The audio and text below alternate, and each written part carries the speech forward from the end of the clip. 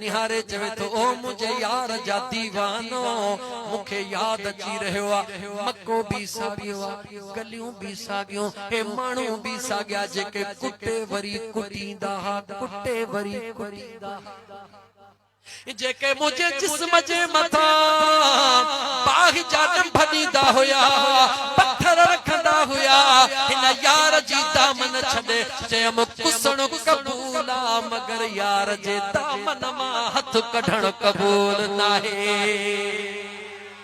चवे तो उन खुशी में रोण अची रहियो आ मक्को भी सागियो आ माण्हू भी सागिया जेके कलम के मैदान में हथ भी कोन ॾींदा कुर्बान वञा मुंहिंजा आका तुंहिंजे निस्बत सां अॼु उन मक्के जे अंदर काबतुल्लाह में वेही करे काबे जे छित ते चढ़ण जो हुकुम मिली रहियो आ बिलाल छित ते त चढ़ी वियो हाणे जेॾी महिल छित ते चढ़ी आज़ान ला सोचे थो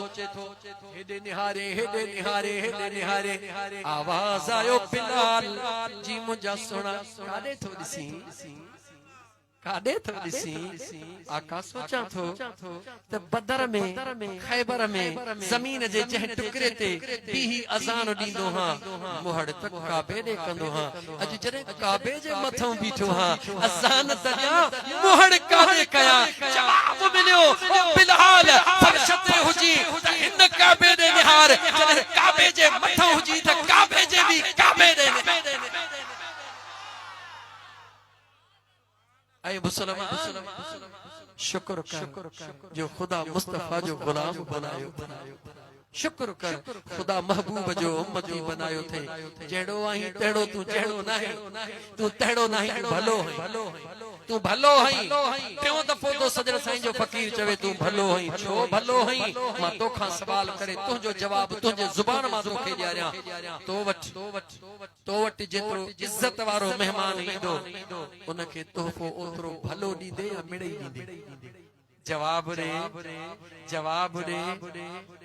हजरत ईसा के हेड़ी उम्मत मिली चो न हजरत मूसा के मिली चो न हजरत इब्राहिम के मिली चो न कंहिंखे मिली इमामुल अंबिया के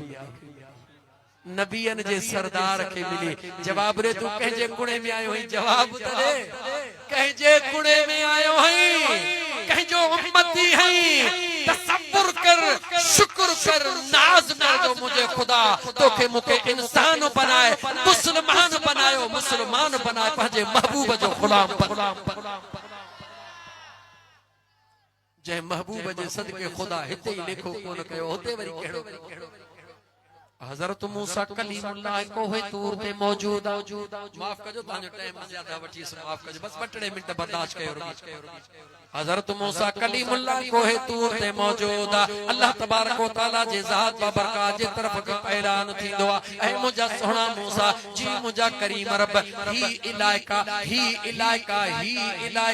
मां रब पंहिंजे यारन खे ॾींदुस पंहिंजे प्यारन खे ॾींदुस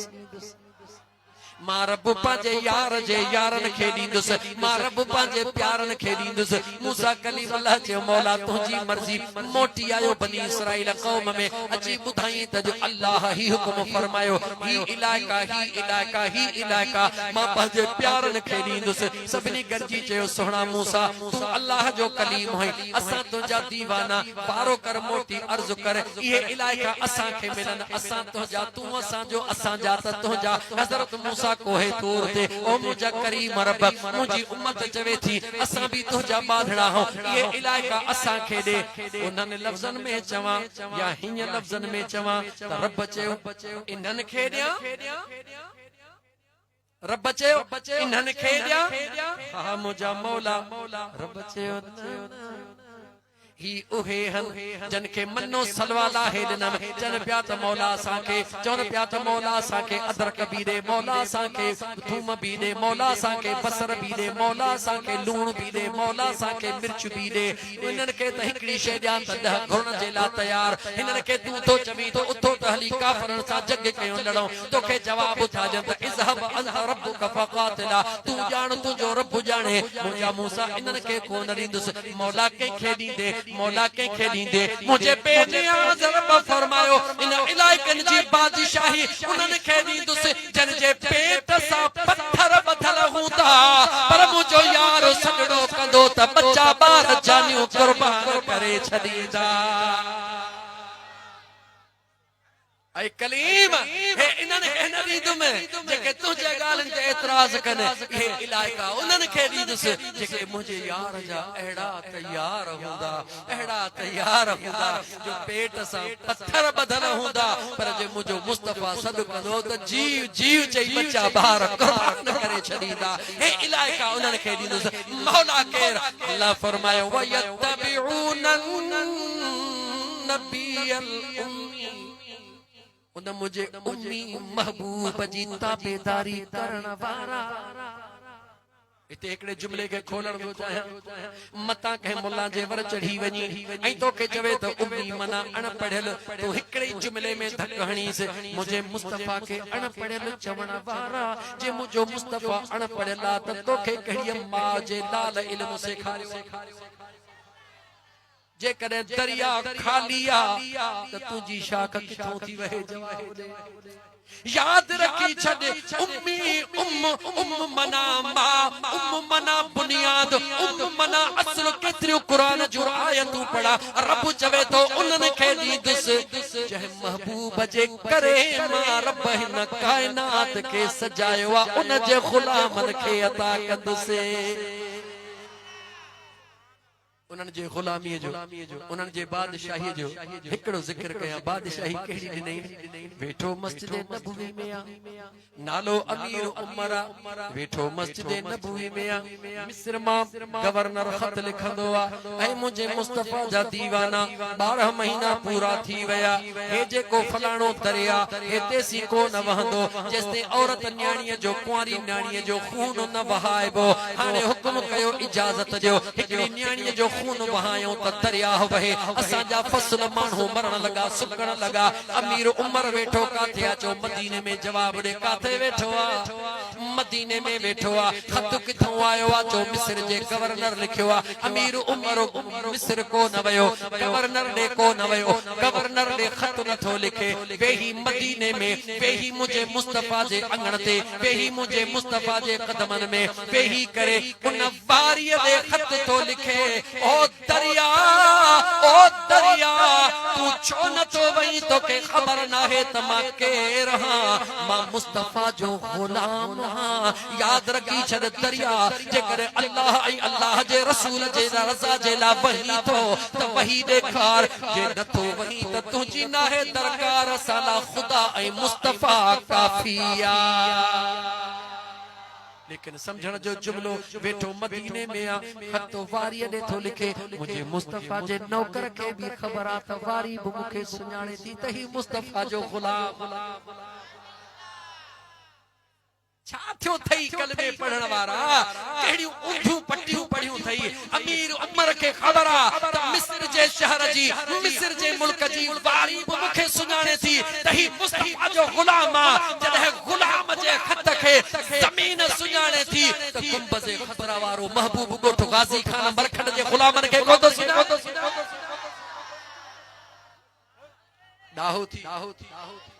डाहो थी मुसलमान ये न कर मुझे महबूब मुस्तफा जा दीवाना कुरान जो आयतूं रहजी वयूं मां अल्लाह जे कुरान जो आयतूं पूरो करे वठा मुझा दोस्त अल्लाह कामयाबी जो पहरो राज केड़ो बुधायो नमाज पढ़दा हन पर केड़ी खुशू खुजू वारी नमाज में बीहंदा हन ठार को हकलीदा हन नमाज में बीहंदा हन त अल्लाह जादो कदे लुड़क लाड़ीदा हन कदे रोंदा हन ऐ मुसलमान जुमलो बुध मुझे लतीफ जो तो बुधायो में मुझे मदीने वाले मीर जो भी तो बुध मुझे मदीने जे ताजदार फरमायो ओ नमाजी जलहन नमाज पढ़ी त इहो तसव्वुर कर त मां पंहिंजे यार जे जलवन जा दीदार करे रहियो हा यार जे जलवन जा दीदार करे रहियो हां मुझे मुस्तफा करीम के खबर आ तखा गुनाहगार कसरत गुनाहन जे करे इन मंजिल ते न पहुंची सकदा जे सजन साईं पहुंचियो मता उन जा गुलाम न पहुंची सकन गुलामन के वरी मुझे आका रस्तो दिनो भला जे इहो नथा करे सगो यार जे जलवन जो दीदार कम अज कम एतरो त कयो यार असा त तुझे जलवन के नथा दिसी सगो पर यार तू त असा जे हाल के दिसी रहियो जॾहिं निमाज़ पढ़ी इहो तसव्वुर करे बीह इस तुझे अंदर में खौफ खुदा पैदा कीअं थो थिए तुझे अंदर में रिकतारी कीअं थी थिए हिकिड़ी निमाज़ पढ़ी बस कंदे ॾिसंदे त वेठो हिते ई पर दीदार अलाए किथां जा थो करे मथे जे सूर जी गोरी आज़माईंदो हई न डॉक्टर जी दवा आज़माईंदो हई न उनकी चेल में सूर थो पवे ख़बर थी पई तो ओ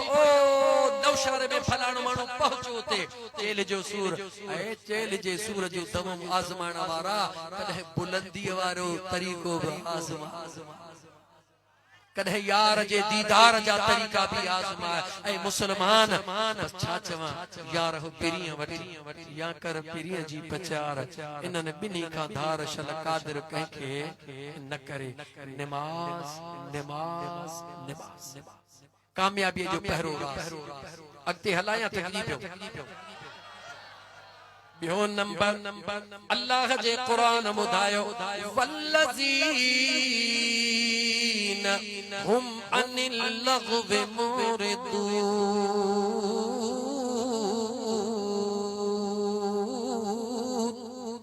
मुझे बेनियाज़ रब फरमायो हिन ज़ुबान मां गंदा लफ्ज़ इस्तेमाल न कर इन जुबान के इस्तेमाल करण का पहिरीं 100 दफा सोची दो कर इन हद ते कुरान करीम में अल्लाह फरमायो तू त कंहिंखे गार नथो ॾियणु चाहीं तू त कंहिंखे बुरो भलो नथो चवणु चाहीं लेकिन साम्हूं को तुंहिंजे अची वियो उन तोखे गार ॾेई छॾी उन तोखे बुरो भलो करे छॾियो मौला हाणे मां छा कयां मजबूर हां अगर जवाबी कार्रवाई न कंदुसि दुनिया चवंदी कमज़ोर आहे मुझे बेनियाज़ रब फरमायो वइज़ा ख़ातबहुमुल जाहिलून क़ालू सलामा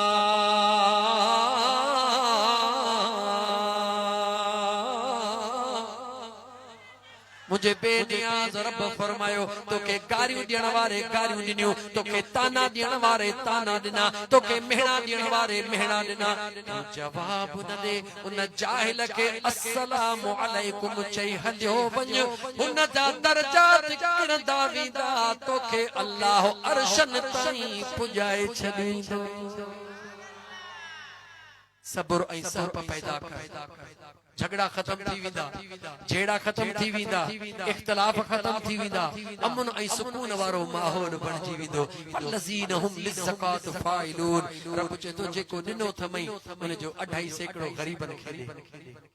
इएं न कर त बोरी ॾेई थो 2 बोरियूं ॾिजा रब चए थो इएं न कर बोरी ॾेई थो 3 बोरियूं ॾिजा इएं न कर अल्लाह चए थो मूं तोखे ॾिनो आहे तूं मुंहिंजे मखलूक खे ॾे लख ॾिनो थमई न 97,000 पाण वटि रख 2.5 मुंहिंजे ग़रीबन मिस्कीननि में विहा पोइ ॾिस त मां रब थी वाइदो थो कयां जे इन तुंहिंजे हिकिड़े लखनि खे 10 न कयां त पोइ मुंहिंजो रब नालो ई न कुरान पढ़ दलील सजन साईं जो गुलाम कुरान मां ॾींदो अल्लाह जे ज़ात फरमायो मन जा बिल हसनत फलहु अशरु अमसालिहा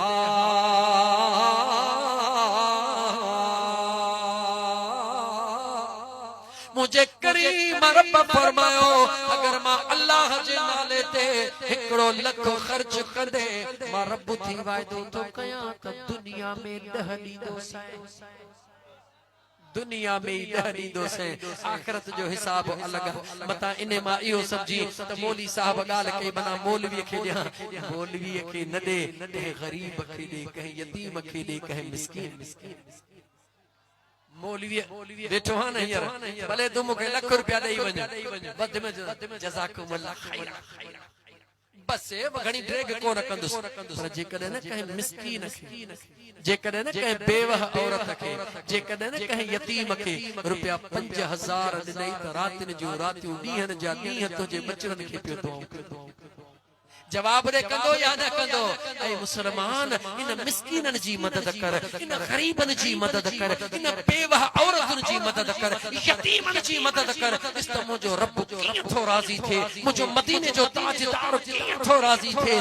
मुझा दोस्त तू डी जरूर थो मगर एड़ी जगह ते थो डी जिते तुजी भल भल थे मानू जन वाह वाह वाह वाह वाह वाह वाह वाह जो से पैसन जी घोर ने अल फोटो सही वाह वाह फोटो फेसबुक ते यार वाह जी घोर ने वाह के छड़ करे कदे लिकी सौदो करे यार साडिस त कबूल करे थो या न थो लिकी सौदो कर हिकड़े हथ सां ॿिए खे खामी न पवे सुणो अली उल मुर्तज़ा शेर खुदा हसनैन करीमैन जो सुणो बाबो घर में हाल गरीबिया अम्मा खातून जन्नत बुधायो ऐ मुझे दिल पर हाल गरीबिया एक अधो वेलो गुजरी गयो शेर खुदा निकतो को मेहनत मजूरी जो कम को न मिलियो अली अली करण वारा अखियूं खोल शेर खुदा जे जिंदगी दे निहार ज़ाहिरी तौर ते असबाब नजर को न आया हिकड़ो दिरहम या दीनार केका ओथर वरतो थन छा कयो थन ओथारो ओ धारो वरतो थन इन जे ला त गल्ला मंडी में वही करे रात जे बेले ला कुछ वठी वञा ओ धारो वठी जीअं निकता सामो हिकड़ो हमराह अची वयो अखिन में लुड़क लड़ी आया मुझे सुणे हसनैन करीमैन जे बाबल पुछो तुझे अखिन में लुड़क छो चवे तो बचड़ा बुखारा हन घर में कुछ भी ना है सजो दी मजदूरी कोन मिलिया घर छा खणी वञा मुझे सुणे अली उल मुर्तज़ा ओ धारो वतन हिकड़ो दिरहम या दीनार उन मिस्कीन जे हवाले करे छड्यो खणी वियो वजण वारो वींदो रहियो शेर खुदा घर कोन वियो सिधो मस्जिद नबवी में आयो टे पहरिए जी नमाज पढ़ी वेही रहियो घर कोन वयो मगरिब जी नमाज जो टाइम उठी वयो मुझे आका नमाज पढ़ाई शेर खुदा नमाज पढ़ी जीअं नमाज पढ़ी बस थी मुझे मुस्तफा फरमायो अदा अली जी मुझा आका असा जी दिल थी चवे त अज रात जी मेहमानी तुझे हवाले करे मानी तुझे दस्तरखान ते सोच सही फैसलो कर है मुसलमान अरे यार कदे थोड़ो दिल सा भी सोचलो करे दिस शेर खुदा मुर के जी मुझा का कबूला मुझा हबीब करीम अलैहि सलातो वसलाम शेर खुदा सा कर जी उन जे अंगण ते आया अम्मा फातिमा ज़हरा मुसल्ले ते अम्मा फातिमा ज़हरा मुसल्ले ते पेशानी मुसल्ले ते सुबहान रब्बियल आला जी पुकार लगी पैया हबीब करीम अलैहि सलातो वसलाम वे हनता शेर खुदा सा गालियो करता अम्मा बतूल सुनी हसनैन करीमैन जी अम्मा मुसल्ले ता उठंदिया जल्द में मुसल्लो खण दिया मुर्की महबूबन के भली कार चवंदिया मुझो आका फरमाइंदो ओ मुजी बचड़ी मुझा आका ओ सामो जको ताम चढ़ियो पयो ओहो खणिया हालांकि घर में का शय कान सुबह गुजरी वयो मझंद गुजरी वे शेर खुदा के हिकड़ो दिरहम ओथारो वरते ओहो रब सुणे जे नाले ते गरीब मुश्किल वारे खे दे छडे शेर खुदा निहारे रहियो अम्मा बतूल देर कान कया पनी उनई देगड़ी में हथ विझे जीअं जो हथ विझे इए खुशबू पई अचे जीअं कंहिं टाइम में सुगदासी चांवर खाईंदा हुया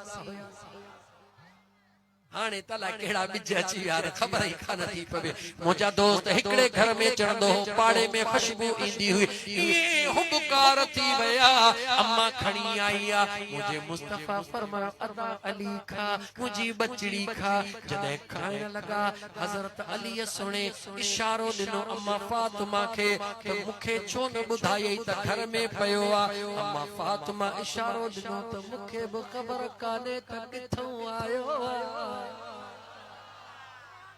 घर में मामलो थींदो आ ज़ाल मुर्स इशारे ते गालाइंदान शेर खुदा इशारो दिनो हे छाहे तो चयो त घर में कुछ ना है मां परेशान होयस अम्मा इशारो दिनो गाल सच्चिया हे छाहे जेते मुके खबर ना है हो पाण में अम्मा सुनी ऐ मुझो सुनो अली इशारा प्याजन मुझो करीम मुस्तफा गिरह मुबारक खणी पंजा नेण मथे करे मुर्की चवे थो अली अदा अली तोखे भी खबर नाहे मुझे बचड़ी के भी भले खबर नाहे मां मुस्तफा का पुछतई खाधो जिब्रील किथों खणी आयो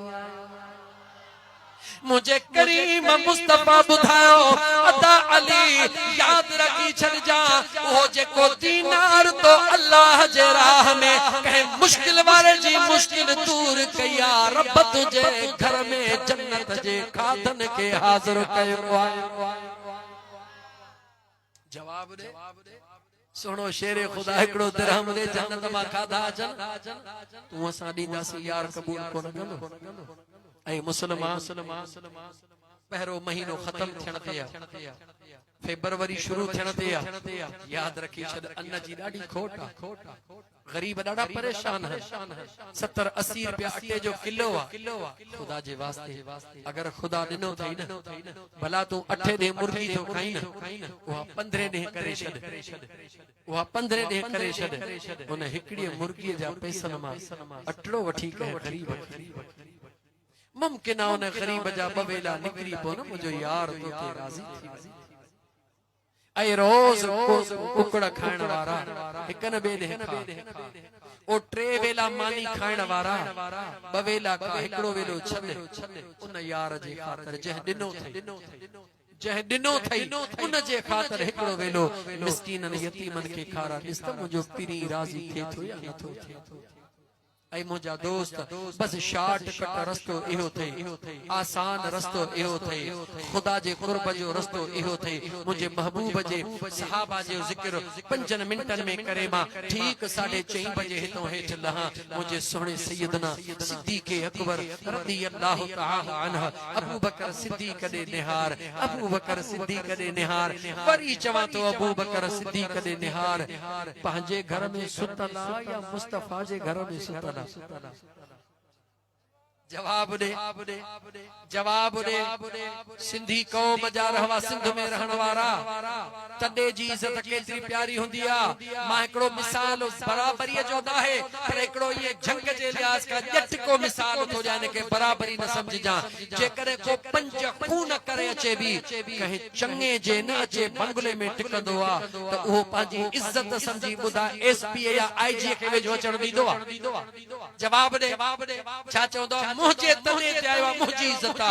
मुजरिम अमीर जे तने ते अचे वो इज्जत समझे पर जे कोन नेक सालिह बेडो ही जे कहे अमीर जे अंगण ते हली अचे बुधाए त उनके जीअ में जायूं दींदो या कोन दी